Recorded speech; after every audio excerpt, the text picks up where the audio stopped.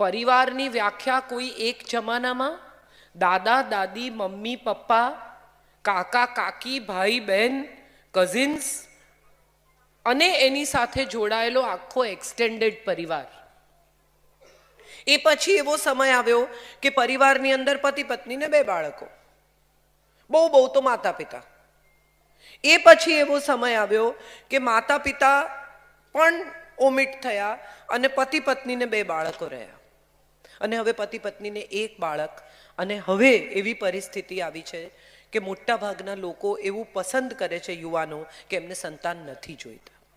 Child less by choice, CLBC નામનું એક આખું યુવા ગ્રુપ છે, એવા લોકોની ક્લબ છે માનસિક, કે જે લોકોને બાળક જોઈતું જ નથી. ત્યારે એક સવાલ એવો મારે આટલી મોટી સંખ્યામાં જ્યારે લોકો ઉપસ્થિત છે ત્યારે પૂછવો છે કે આવું કેમ થયું? એવું શું કારણ છે કે જેને કારણે આપણને લાગે છે કે પરિવારની જરૂર નથી? ડેસ્ટિનેશન વેડિંગ, પહેલાં તો એવું હતું કે લગ્ન હોય પરિવારમાં તો અઠવાડિયાથી સગા આવી જાય ને રોજ ખાવાનું રંધાય ને બધા રાત્રે બેસે ને ગપ્પા મારે ને કેટલો આનંદ કરે. એની પણ પહેલા જ્યારે મને યાદ છે કે ઘરમાં દરજી બેસે અને બધાના કપડાં ઘરમાં સીવાય. એવા સમયથી શરૂ કરીને હવે ડેસ્ટિનેશન વેડિંગ છે. અમારે ગણતરીના જ લોકોને લઈ જવા છે, 100-150 અમારા જેટલા નજીકના છે એ સિવાયના લોકોને લગ્નમાં નથી લઈ જવા. એવા સંકોચાતા ગયા લગ્નો, પારિવારિક પ્રસંગો સંકોચાતા ગયા. તમે યાદ કરો, એક સમય હતો કે જ્યારે દિવાળી, હું નાની હતી ત્યારે મને યાદ છે કે સવારના મમ્મી નવડાવી દોવડાવીને ચોટલા વાળી દે, પછી આજુબાજુના ઘેર જઈ આવવાનું. કેમ? તો કે 5-5 રૂપિયા મળે, બધાને પગે લાગી આવવાનું. હવે કોઈના ઘરે નથી જતું, સગાના ઘરે પણ નથી જતા, પડોશીઓના ઘરે પણ નથી જતા, અને મોટા ભાગના લોકો તો પોતાના જ ઘરે નથી રહેતા. દિવાળીમાં ભાગી જાય છે બધા, પોતાના ઘરે પણ નથી રહેતા લોકો, તો બીજાના ઘરે જવાની તો ચર્ચા જ નથી. ત્યાં ના જોશો, મને જુઓ. વર્ચ્યુઅલ તો હું ત્યાંથી જ સંબોધન કરી દેત ને યાર, મને કેમ બોલાવી તમે? હું અહીંયા હાજર છું જાતે, આમાં કંઈ નથી. હાડમાસની વ્યક્તિ અહીંયા ઊભી છે, ત્યાં રસ લો ને હું એના કરતા સારી લાગુ છું. સો બેસિક વાત એ છે કે પરિવારનું સંવેદન આપણે બધા ધીમે ધીમે ભૂલી ગયા. કોને કહેવાય ફેમિલી? એવું કોઈ દિવસ વિચાર્યું? બાળકોને ભણાવીએ તો આપણે ફેમિલીનું ચિત્ર પુસ્તકમાં પણ હવે તો મા બાપ અને 2 બાળકો, અને એમાં પણ પિતા છાપું વાંચતા હોય ને મા રસોઈ કરતી હોય, આવું પાઠ્ય પુસ્તકમાં ચિત્ર છે. જે સદીઓથી ચાલ્યું આવ્યું છે. હવે મા રસોઈ નથી કરતી, હવે પિતા છાપું નથી વાંચતા, હવે મા અને પિતા બંને જણા સાથે કામે બહાર નીકળે છે, સંતાનો મોટા થવા લાગ્યા છે. એવા આ બદલાતા સમયમાં પરિવાર શું છે ને એનું સંવેદન શું છે, એવું મારે બહુ જ બધા પરિવાર જ્યારે અહીંયા હાજર છે ત્યારે કહેવું છે. કોણ છે આ પરિવાર? એની જરૂર શું છે? આપણે એકલો માણસ સફિશિયન્ટ નથી? લગ્ન શું કામ કરવા જોઈએ? સંતાનો કેમ હોવા જોઈએ? મા બાપ સાથે શું કામ રહેવા જોઈએ? અને બધા નવા બાળકોની દલીલ છે કે શું જરૂર છે. મારે તમને બધાને એક વાત કહેવી છે કે અહીંયા બહાર કોઈકનું પર્સ પડી જાય, કે કોઈકની કંઈક વસ્તુ ખોવાઈ જાય, કે કોઈકને કંઈ તકલીફ પડે, કે એક્સિડન્ટ થયો હોય અને એકલો માણસ બેસીને રડતો હોય તો એને કેટલા લોકો પૂછવા જાય, ભાઈ શું થયું? Right? So many of people, જે સારા હૃદયના ભલા માણસો છે, જઈને પૂછે કે ભાઈ શું થયું? કંઈ તકલીફ થઈ?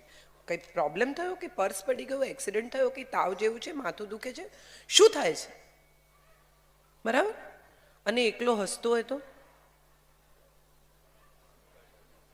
ડૉક્ટર બોલાવવો પડે કે આ છેલ્લી 15 મિનિટથી એકલો હસે છે, ડૉક્ટર બોલાવો.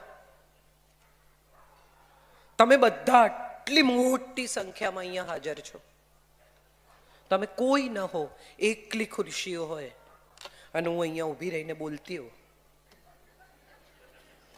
તો મારે માટે ડૉક્ટર બોલાવવો પડે કે હવે બેન માનતા નથી. મજા એ છે કે તમે છો તો મારા બોલવાનું અસ્તિત્વ છે. એકલા રડી શકાય છે, એકલા હસી નથી શકાતું. હસવા માટે તમને જોડે એક જણ જોઈશે.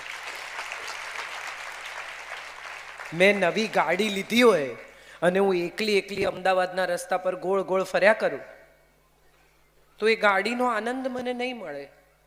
પણ જો કોઈ સ્કૂલનો ભાઈબંધ મળ્યો, બેનપણી મળી, ભાઈબંધ એવું જરૂરી નહીં હો, બધા લોકોની આંખો આમ થઈ ગઈ, કઈ બેનપણી પણ ચાલે, આપણે કઈ નહીં, અને એમ કે અરે વાહ નવી ગાડી લીધી, ત્યારે તમને પહેલી વારે ગાડી લીધાનો આનંદ થાય. હા કે ના? નવી સાડી તમે પહેરી હોય અને તમે એકલા જ અરીસામાં જોઈને ઇતરાયા કરો કે મારી તો કેટલી બહુ જ અદ્ભુત સાડી. એને બદલે આવા કોઈ સમારંભમાં આવો અને શિલ્પાબેન જેવું કોઈ એમ કે કાજલબેન સાડી બહુ સરસ છે, કિંમત વસૂલ થઈ જાય તમારી. હા કે ના? તો એનો અર્થ એમ થયો કે તમને તમારી આજુબાજુ એક દુનિયા જોઈએ છે, એક વર્લ્ડ જોઈએ છે જે તમારા વખાણ કરે, જે તમને ચાહે, જે તમને તમારા હોવાનો, તમારા અસ્તિત્વનો અહેસાસ કરાવે. મારા દીકરાના આજે જ હું સવારે સ્કૂલમાં પણ કહેતી હતી ને તમને અત્યારે ફરી કહું કે મારા દીકરાને એક દિવસ હમણાં વચ્ચે મારી સાથે બહુ આર્ગ્યુ કરતો હતો, 24 વર્ષનો છે. એને મેં કહ્યું, મેં કીધું મેં મારી જિંદગીના 10 વર્ષ તને આપ્યા, જોબ ના કરી, કશું ના કર્યું, એટલું બધું ભણેલી, તું જન્મ્યો પછી હું ઘરમાં રહી 10 વર્ષ. તો એણે મને કહ્યું તો હું શું કરું, મેં થોડું કહ્યું હતું. બરાબર, એની વાત સાચી, એણે નહોતું કહ્યું. આ તો મેં નક્કી કર્યું કે મારે મારા દીકરાને 10 વર્ષ એના બાળપણના વર્ષોમાં સમય આપવો છે. આ મારું ડિસિઝન હતું. હવે એ ઇન્વેસ્ટમેન્ટ માનીને જો હું એમાંથી ડિવિડન્ડ કાઢવાનો પ્રયત્ન કરું તો એ પ્રોબ્લેમ છે. મોટા ભાગના પરિવારોમાં વર્ષો સમય, સ્નેહ, વાલ, લાગણી, સપોર્ટ, કાળજી જે તમે કહો તે બધું ઇન્વેસ્ટમેન્ટ માનીને કરવામાં આવે અને જ્યારે સમય આવે એમાંથી વ્યાજ મેળવવાનો પ્રયત્ન કરવામાં આવે તો સંબંધો ગડબડાઈ જાય છે. તમે જે કર્યું એ તમારે કરવું હતું ને તમે આનંદથી કર્યું. હવે જો એ તમે કર્યું એના બદલામાં કશું માંગો તો એ પરિવાર નથી, એ ઇન્વેસ્ટમેન્ટ છે. તમે કશું એટલા માટે કર્યું કારણ કે તમે એવી આશા રાખી કે આવનારા વર્ષોમાં કોઈક મારી મદદ કરશે. ના, પરિવારમાં જે કોઈ જે કંઈ પણ કરે એ એની ફરજ છે, જવાબદારી છે, ઉત્તરદાયિત્વ છે, એણે એ કરવાનું જ હોય. આ લાગણી આજથી 20-25 વર્ષ પહેલા હતી. હવે 2 વાક્યો બહુ મહત્વના છે, મને શું અને મારે શું. હું આટલું કરું તો મને શું મળશે, હું આટલું કરું તો મારું શું થશે. અહીંથી શરૂ થઈ છે પહેલી વખત દુનિયા સંકોચાવાની. તમે વિચાર કરો, નવા લગ્ન થયા હોય આજથી 25-30 વર્ષ પહેલા, એ એજ ગ્રુપના લોકો પણ છે એટલે કહું છું કે 25-30 વર્ષ પહેલા, 40 વર્ષ પહેલા જે લોકોના લગ્ન થયા હશે એ બધાને ખબર છે કે પત્ની જોઈન્ટ ફેમિલીમાં રહેતા હોય, સવારે રૂમમાં ઝઘડો થયો હોય 2 જણનો, પછી તો બંને જણા નાહી ધોઈને, પત્ની તો રસોડાના કામે બહાર નીકળી જાય, પતિ કામે નીકળી જાય, સાંજે પાછો આવે ત્યાં સુધી ઝઘડો યાદે ન હોય. હા કે ના? બંને જણા ભૂલી ગયા હોય કે શું થયું હતું. હવે અત્યારે પરિસ્થિતિ એવી છે કે 2 જ જણા ઘરમાં છે અને સેલફોન પણ છે. એટલે ઘરમાંથી તો ઝઘડીને નીકળ્યા પછી પોતપોતાની ઓફિસમાં જઈને સેલફોન પર પણ આર્ગ્યુમેન્ટ ચાલુ રહે. અને એમાં જો કોઈ કારણસર કાપી નાખ્યો તો ફરી જોડી અને એમ કે મારો ફોન મૂકી દીધો, લે હું મૂકીશ, તારે નહીં મૂકવાનો. You can't do that. Phone મૂકવાનો હોય તો હું મૂકીશ, ડિસ્કનેક્ટ કરવાનો હોય તો મારો વારો, તારો નહીં. આ ઈગો પ્રોબ્લેમ પહેલા પરિવારનો હિસ્સો નહોતો. અહંકાર, ગુરુર, ઈગો આવું કંઈ હતું જ નહીં. દાદાજી જે રૂમમાં બેઠા હોય એ રૂમમાં મને યાદ છે કે પસાર થતા પહેલા પણ એકવાર જરા વિચારી લેવું પડે કે હમણાં બોલાવી લેશે કે આ લે પોસ્ટકાર્ડ નાખી આવ, અને કંઈ કર્યા વગર ચૂપચાપ પોસ્ટકાર્ડ નાખવા જવું પડશે કામકાજ છોડીને. અથવા જા તો પાણી ભરી આવતો એટલે એક ગ્લાસ પાણી લઈ આવવું પડે, તમને ગમે એટલું મોડું થતું હોય. દાદાજી મોડું થાય છે એવું ન કહેવાય. હમણાં એક બહુ સરસ કોઈ કે મને વોટ્સએપ પર જોક મોકલે છે કે એક દાદાએ દીકરાને કહ્યું કે લે આ 100 રૂપિયા અને મોલમાં જા અને 1 કિલો ખાંડ, 250 ચા, પાપડનું 1 પેકેટ, પૌવાનું 1 પેકેટ લઈ આવ અને જો પૈસા વધે ને તો આઈસ્ક્રીમ ખાજે. એટલે છોકરાએ નોટ જોઈ, દાદાજીની સામે જોયું અને કહ્યું કે આટલામાં આટલું ના આવે. એટલે દાદાજીએ એને કહ્યું કે અરે અમે તો આનાથી અડધા પૈસામાં આનાથી વધારે વસ્તુઓ લાવતા હતા અને પૈસા બચે એમાંથી આઈસ્ક્રીમ પણ ખાતા હતા. એટલે છોકરાએ કહ્યું કે પણ ત્યારે સીસીટીવી નહોતા ને.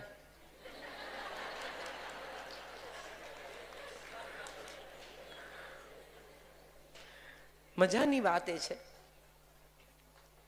કે નવી જનરેશન પાસે હવે વાર્તાઓ નથી, જોડકણા નથી.